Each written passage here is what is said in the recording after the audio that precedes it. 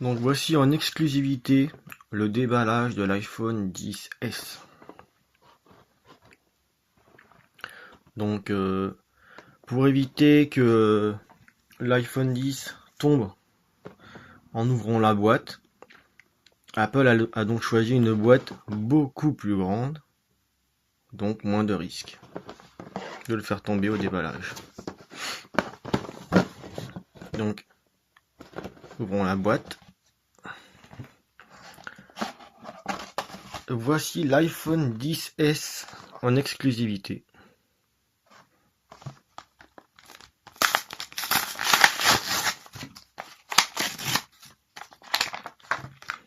Donc voici la bête.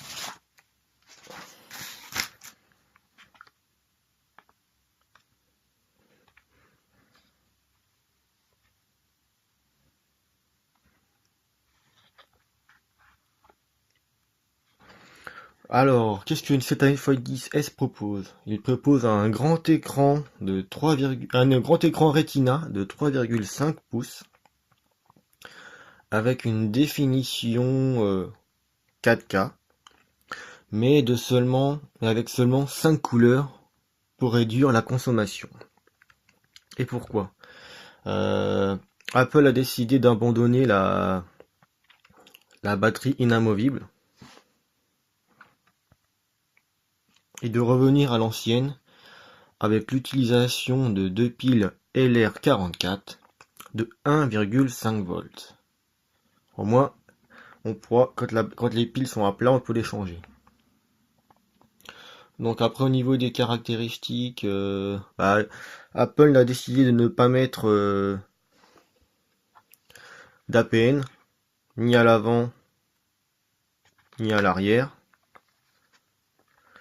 Tout cela pour réduire le coût de l'iPhone XS. Donc le prix sera en conséquence, en ayant deux APN en moins dans les coûts de production. Alors après, au niveau des haut-parleurs, on avait un haut-parleur ici, un grand écran, un grand haut-parleur à l'arrière ici. Les piles se mettent ici.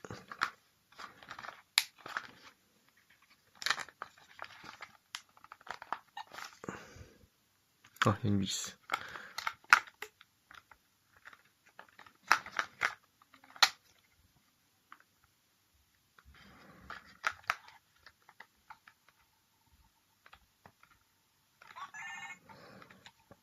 Super qualité du haut-parleur, comme vous pouvez l'entendre.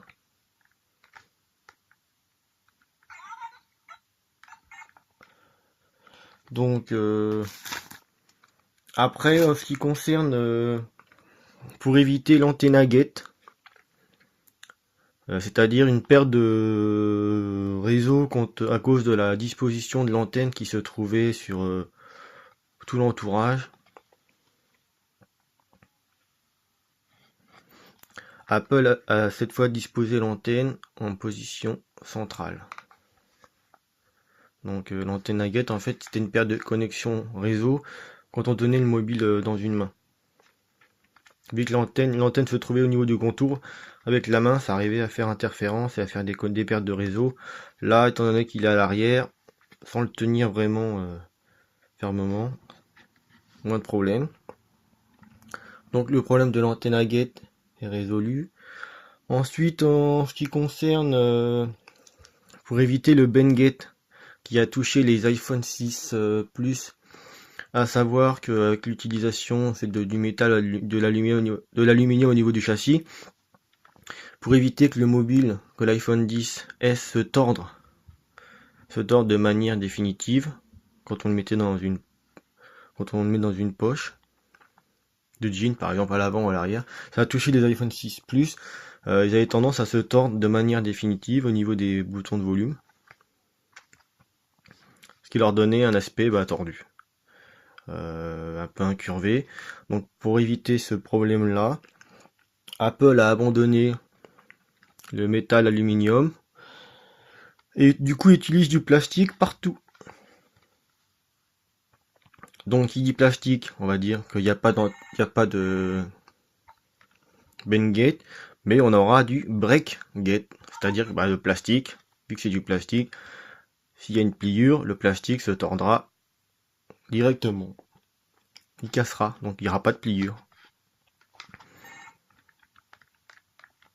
Et je vois qu'il a l'air d'avoir le même problème que les iPhone 6. Le vernis part déjà. Je l'ai même pas encore utilisé que le vernis est déjà parti.